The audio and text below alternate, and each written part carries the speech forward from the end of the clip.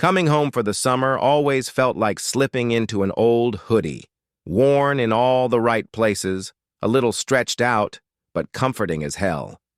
After months of deadlines, dorm room ramen, and sharing showers with 12 other guys in a cinder-block hallway, stepping through my front door and smelling Mom's lemon-scented floor cleaner, felt like I could finally breathe again. It was the kind of small-town summer that begged you to forget your responsibilities. The cicadas were already humming in the trees. The sun felt like it had nowhere else to be but on your shoulders, and the world moved just a little slower. I dropped my duffel bag in the hallway, kicked off my sneakers, and stretched like I hadn't. "Moved in weeks! Eli!" Mom called from the kitchen, voice syrupy and bright. I gave her a long hug and tried not to melt when she cupped my face and said I'd lost weight. Dad gave me a nod from behind his newspaper, which was his version of a full emotional breakdown. Then I heard the unmistakable thud of heavy footsteps upstairs, followed by the sound of someone laughing. Not Jake, someone else. Someone whose voice hadn't cracked like that since sophomore year of high school. "Hey, little bro," Jake yelled, charging down the stairs with the same chaotic energy that made him the favorite sibling. He pulled me into a hug that nearly cracked my ribs. "Guess who's staying with us for a while?" Before I could ask, the second set of footsteps came down, slower, more casual, and then I saw him, Logan Andrews. I hadn't seen him in nearly 3 years. Last time he was over, I was a scrawny, closeted high schooler trying not to stare at him. Too long during Xbox marathons and backyard football games. Back then, he was just Jake's hot friend in a vague, unreachable way. Now he was a problem. "Eli? No way, dude," Logan said, smiling like we were old war buddies instead, of teenagers who barely exchange more than 10 words. "You got tall." I don't even remember what I said back. Probably something dumb like, "Yeah, you too," which made absolutely no sense. I was busy trying to keep my eyes on his face and not on the tight gray athletic shorts clinging to his thighs like they had a personal vendetta against my sanity. He was tan, like the kind of golden that only happens when someone spends real time outside. His hair was messier than I remembered, longer on top, and his jawline was now a weapon. And those legs. Muscular, smooth, and on full display thanks to those damn shorts. I swallowed. Hard. "Logan's crashing here for the summer," Jake explained. "His apartment lease ended, and his internship's in town. Figured it'd be like old times." Old times? I was barely functioning right now. My teenage gay panic was evolving into a full-blown adult crisis. Logan slung a bag off his shoulder and gave me a wink. Not like a flirty wink, I told myself, just a casual, bro-like, harmless wink. Probably. "Good to see you, man," he said. "Yeah," I managed, my voice cracking in true Eli fashion. "You too." As he walked past me, I caught a faint whiff of his cologne, clean, fresh, with something warm underneath. My heart did a weird little flip, and just like that, I knew this summer wasn't going to be the relaxing, mindless break I'd planned because Logan Andrews was here. In tight shorts, in my house. And I was already in trouble. Logan was supposed to be here for a few days, but by day 4, he had fully migrated into our guest room like a golden retriever who'd found a sunny patch of carpet and decided to stay forever. He made himself at home, shirtless in the kitchen making protein shakes, stealing Jake's socks, lounging on the couch in shorts that made sitting across from him a daily test of my self-control. He was so comfortable, like his only job in the world was to exist and radiate casual hotness. Meanwhile, I was clinging to my dignity by a thread. It didn't help that Logan was nice, not fake nice, like actual remembers what you're majoring in, asks how finals went, compliments your cooking even if it's just toast, kinda nice. I had expected the usual bro-y musclehead who forgot my name halfway through dinner. Instead, he treated me like a full human being, which only made things worse. "Yo, you coming to the pool or what?" Jake called from the hallway. It was one of those sticky summer afternoons where the air felt like soup. Mom had made iced tea.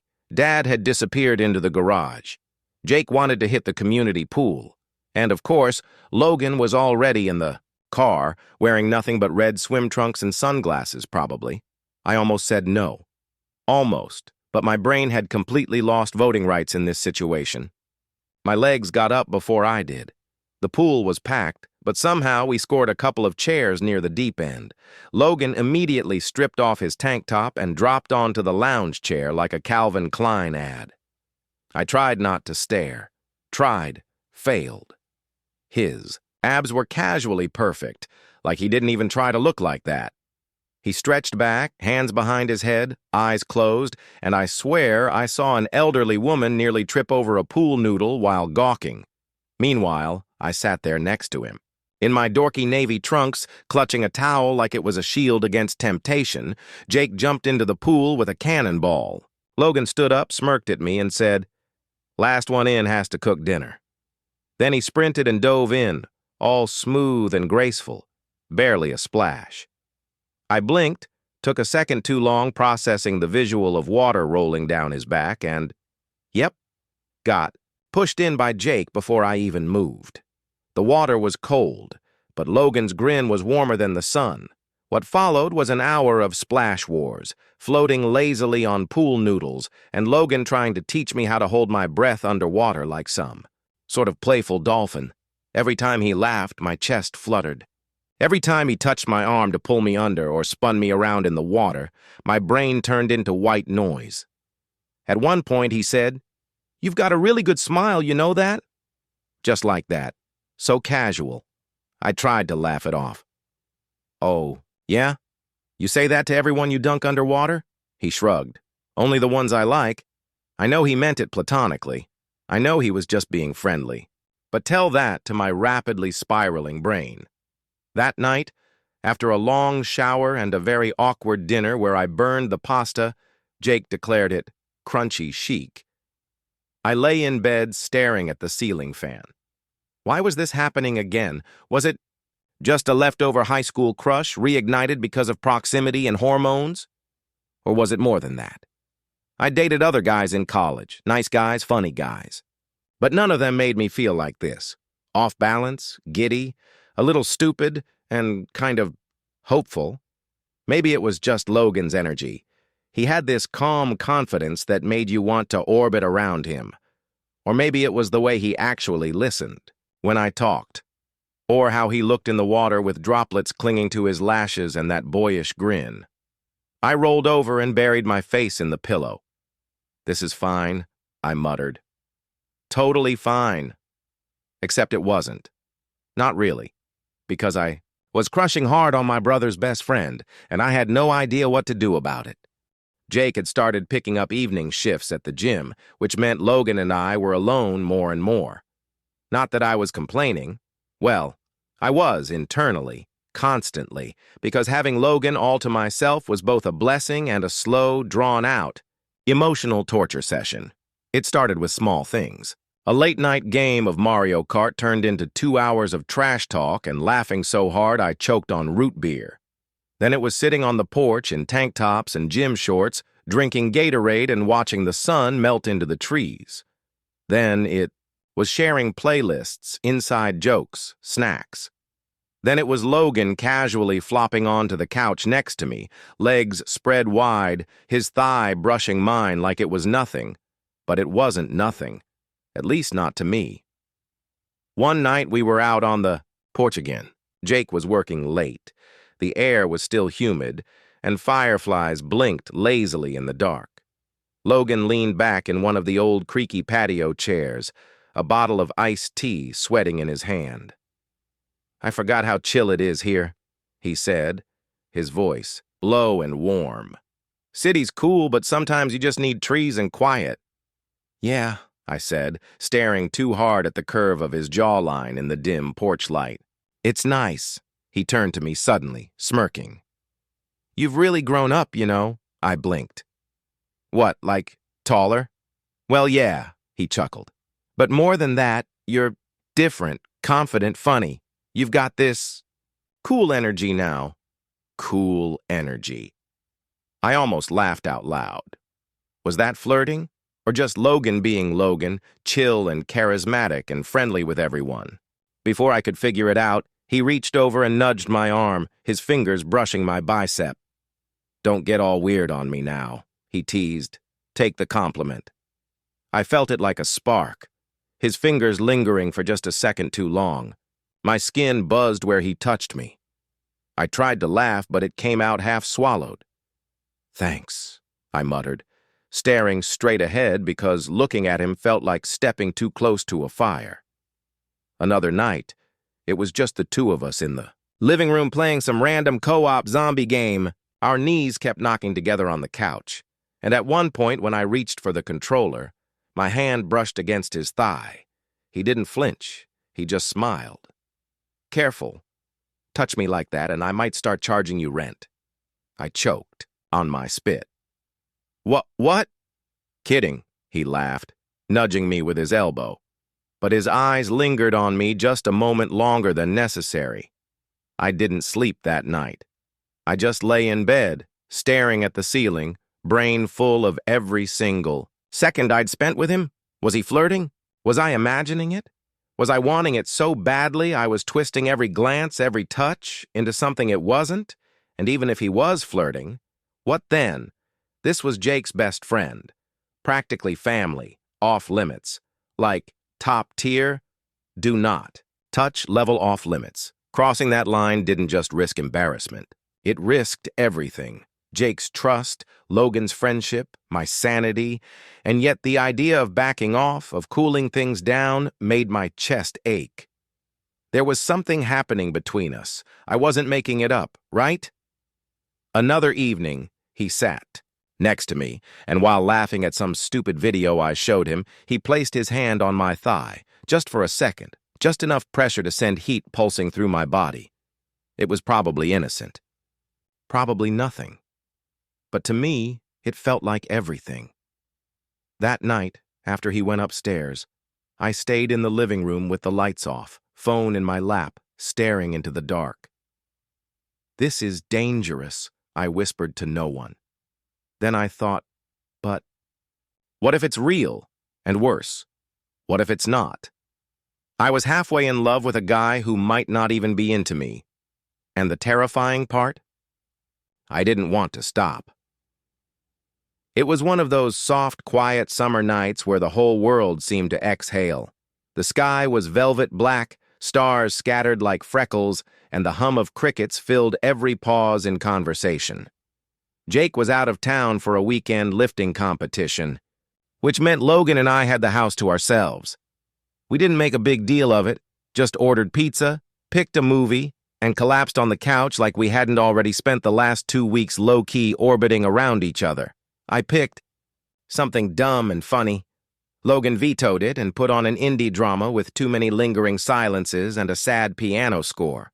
I rolled my eyes, but secretly, I loved it. Halfway through, we stopped talking altogether, the space between us closing inch by inch as the movie dragged us into its moody, emotional undertow. By the time the credits rolled, Logan was practically pressed up against me, one leg folded beneath him, the other brushing mine. I could feel the warmth of his arm just inches from mine. The room stayed quiet after the final scene. Only the soft sound of the fan whirring filled the space between us. "That ending sucked," I said finally, just to say something. Logan chuckled. "Yeah, but it felt real, though." I nodded. "Real is overrated." He tilted his head toward me. "You think?" "I don't know. I guess. Sometimes I just want something that doesn't end in heartbreak, you know?" He didn't answer. Right away, just stared at the blank TV screen like it might offer one. "You ever been in love?" he asked. My stomach did a backflip. I mean, yeah, maybe. "I think so." "With who?" he asked, softly. Too softly. I hesitated. My heart thudded in my chest, loud and reckless. I could have lied, I could have dodged. But something about the moment, the closeness, the quiet, The way the air felt thick with something unspoken made me crack. "There's this guy," I said. "He's kind and funny. Makes me feel seen. And he's completely off limits." Logan turned to look at me fully now.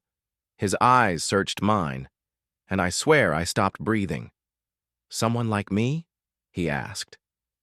The words hit like lightning, sudden, blinding. I didn't answer, couldn't. I just looked at him, lips parted, every cell in my body frozen. He leaned in a little, just enough. My heart was a war drum. My mind screamed 1,000 warnings. But then he kissed me. It was slow and tentative, like he wasn't sure if he should, like he might change his mind halfway through. But I kissed him back without thinking, without breathing, just feeling the warmth of his mouth, the slight tremble in his hand as it found mine. It wasn't fireworks. It was something quieter, deeper, like something that had been waiting years to happen. But then he pulled away, quick, sharp, like he'd just touched a hot stove. "Shit," he muttered, rubbing the back of his neck. Sorry, that was stupid." I blinked. "No, it wasn't. It was Eli." He sighed, eyes closed for a second too long. "This is complicated." The air turned cold. My stomach dropped. "Complicated how?" "I'm Jake's best friend. You're his little brother. Whatever this is," he gestured vaguely between us, "it could mess everything up." "But what if it's not just a thing?" I asked, voice cracking. "What if it means something?" His jaw clenched. "I don't know what I want right now." Silence settled like dust between us. Heavy, suffocating. I wanted to yell. I wanted to cry. I wanted to rewind the last 10 minutes and stop myself from ever speaking. But mostly, I wanted him to kiss me again. Instead, Logan stood up. "I'm gonna crash," he said. "I think I need some space." He didn't look back as he climbed. The stairs. I sat on the couch, staring at the now black screen, heart pounding in my ears. One kiss, one moment. And now everything was up in the air. I had dreamed about kissing Logan for years. I just never imagined it would feel this much like breaking. The silence was louder than anything Logan could have said. After that night, everything changed. Logan didn't avoid me dramatically. He didn't storm out of the house or suddenly vanish. But the air between us thickened into something tense and unspeakable. He stopped sitting close, stopped joking the same way, stopped looking at me like he used to, and I pretended I was fine, pretended the kiss didn't burn a mark into me I couldn't scrub off, pretended I wasn't constantly reliving every second of it like some masochistic mental loop. He'd walk into the room, and I'd tense up like a string pulled too tight. We'd exchange awkward greetings, sometimes not even that. He'd leave to go for a run or meet some friends, and I'd stay curled on the couch, pretending the air didn't feel colder without him in it. Jake didn't notice. Or, if he did, he chalked it up to summer boredom and too much caffeine. But I knew the truth. Logan was avoiding me. And it hurt. On the 4th day of radio silence, I downloaded a dating app. It was impulsive and petty and fueled by a desperate need to remind myself there were other people in the world besides him. Within an hour, I had a date lined up for Friday night with a guy named Ryan. He was cute, artsy, and lived one town over. Perfect rebound material. We met at a local cafe.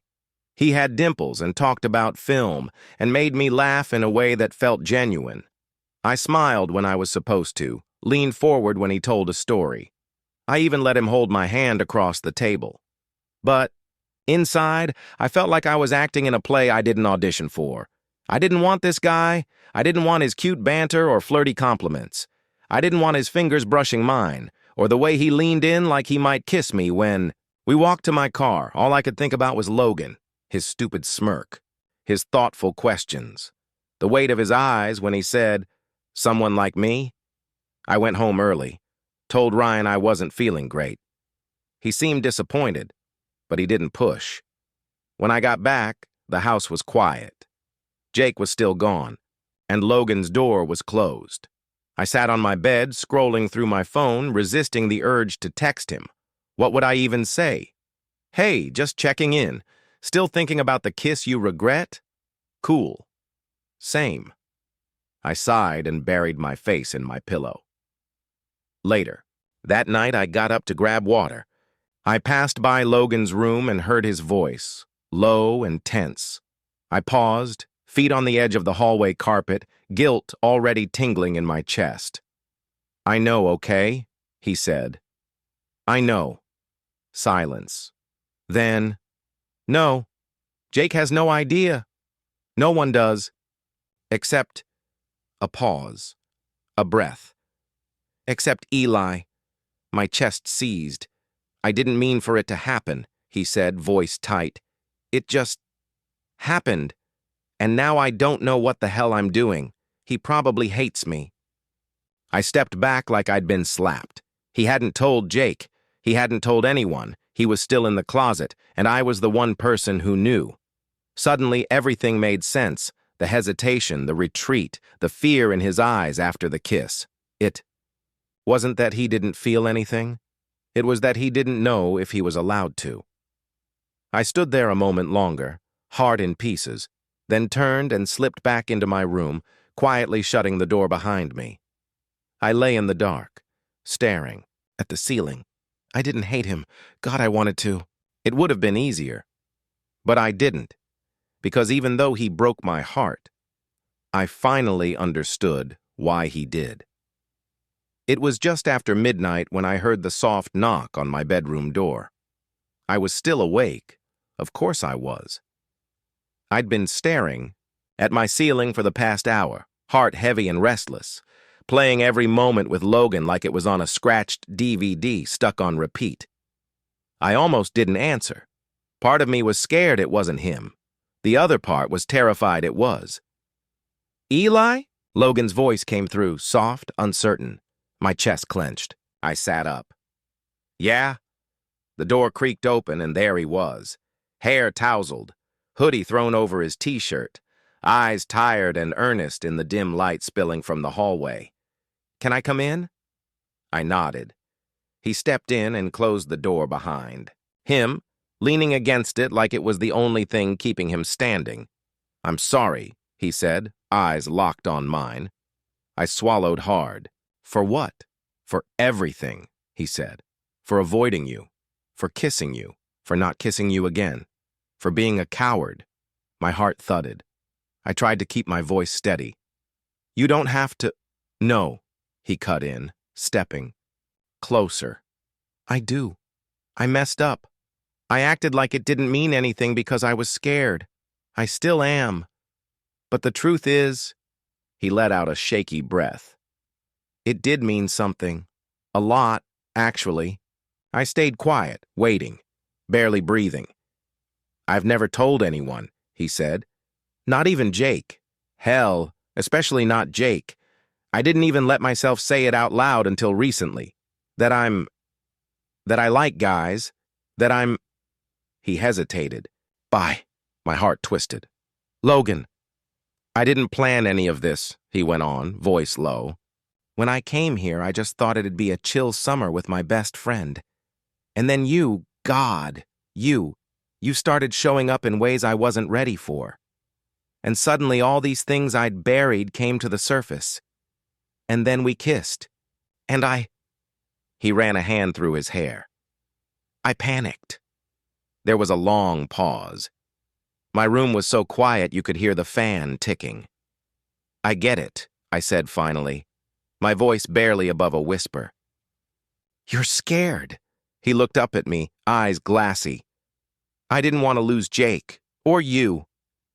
"You won't lose me," I said, standing up. "I swear." Logan took a step forward, then another. Now we were face to face, the air between us electric and fragile.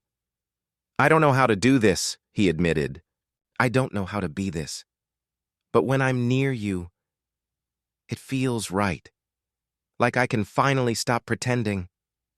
My throat tightened. I've wanted this for so long, I said. But not just the kiss. You. I want you. The real you. And I don't need you to have all the answers, Logan. I just need to know I'm not alone in this. He reached out, gently brushing a strand of hair from my forehead. His fingers lingered, and this time when he leaned in, it wasn't hesitant. It was real. We kissed again, soft, unhurried, like we had all the time in the world. No rush, no fear, just quiet understanding and years of tension melting between us. His hands cradled my face like I was something fragile. I kissed him like I'd never get the chance again. When we finally pulled apart, our foreheads stayed pressed together, breath mingling. Come on, I whispered, taking his hand. Let's go outside. We slipped out the back door into the yard, barefoot in the cool grass. The sky above was blanketed in stars, vast and endless. The kind of night that made you feel small in the best way. We lay side by side on the lawn, shoulders touching, staring up. I used to dream about this, I said quietly. Being seen, chosen. Not as a joke, not as a crush I had to hide, but something real. Logan turned his head toward me. I see you, Eli. And in that moment, I knew he did. No more games. No more maybes. Just this. His hand in mine, the stars above, and the quiet, powerful certainty that we were no longer pretending. We didn't need words after that. We just lay there, wrapped up in each other and the hum of the universe, finally safe in something we didn't have to hide from anymore. It happened on a lazy Sunday afternoon of all times. Logan and I were sitting on the porch swing, fingers intertwined like it was the most natural thing in the world. The summer breeze was gentle, warm, and for the first time in days, everything felt easy. There was no need for whispers or worried glances.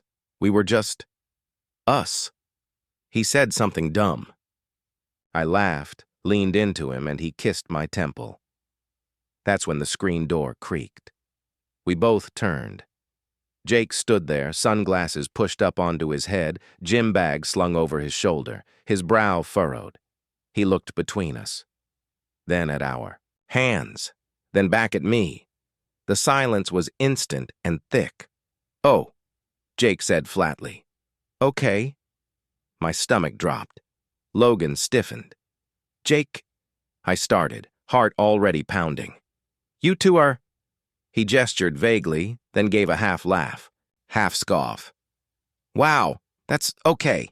I stood up fast. "I was going to tell you. How long has this been going on?" Jake asked, his tone a mix of confusion and betrayal. "Did it start before the summer? Did either of you think to maybe mention it?"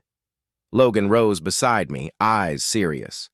"Jake, it's not like that. It's new. Really new. And I wasn't sure how to even explain it to myself, let alone you." Jake ran a hand down his face. "Man, you're my best friend. And you," he pointed at me, "you're my brother. How do I not know this is happening under my roof?" I was scared, I admitted, voice cracking. Scared you'd be mad, or weird, or that it'd change everything. Jake looked at us, at me, then Logan, and sighed deeply. "Look," he said finally, "it's not that I'm mad. I'm just surprised. And yeah, it stings a little. That you kept it from me. But I get it." He turned to Logan. "You could have told me, man." Logan looked genuinely ashamed. "I didn't want to lose you." Jake shook his head. "You're not going to lose me, dumbass. But next time, just talk to me. I'm not some villain in a coming-out movie." A beat passed. Then Jake smirked, half teasing, half serious. "You better not break my brother's heart, dude." Logan grinned sheepishly. "I won't." Jake looked back at me, eyes softer now. "You good?" I nodded. Yeah, I really am. Then I'm good too. He stepped forward and pulled me into a quick, rough hug. Still gross that it's you two of all people. But hey, if it makes you happy, Logan grinned. We'll try to keep the PDA to a minimum. Please do, Jake muttered. I'm still recovering. And just like that, the tension faded, not erased, but eased. Jake didn't have to say, I support you, out loud. I saw it in the way he stayed, the way he smiled, the way he let it go. And that was more than enough. Summer faded in soft colors, orange. Sunsets, buzzing cicadas, long shadows stretching across the porch where we'd spent so many nights talking about nothing and everything. And Logan was still here.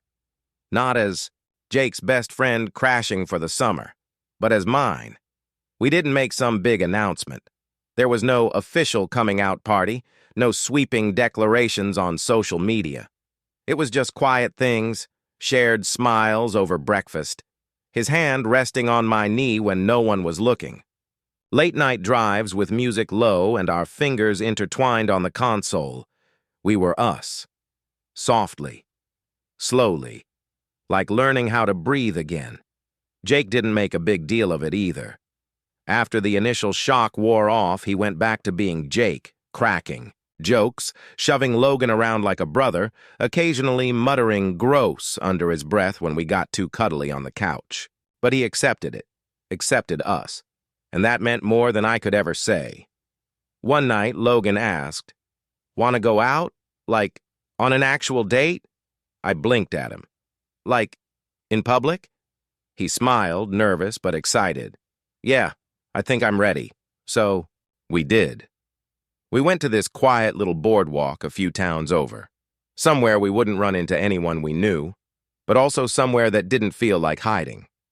We got ice cream, walked along the wooden planks as the ocean breeze tugged at our sleeves, and for the first time, I felt his fingers lace through mine in full view of the world.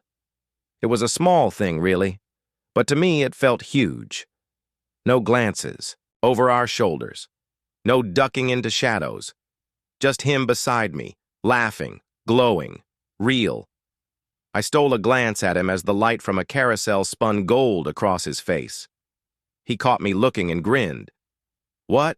he asked. I shrugged, heart thudding.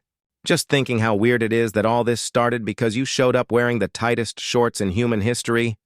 He laughed, full and unfiltered. "Hey, don't act like they didn't change your life." "Oh, they absolutely did."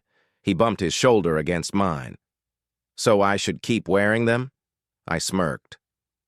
"Logan, at this point, you could wear a garbage bag and I'd still be into you."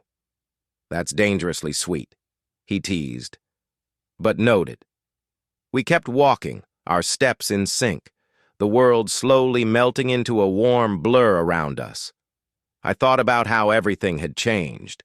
How I'd gone from silent longing to shared secrets, to kisses under the stars and hugs in the daylight. I didn't know what the fall would bring. Classes would start again, life would shift, but this was real, and it all started the moment he walked into my life in those damn shorts. Turns out, tight shorts really do change lives.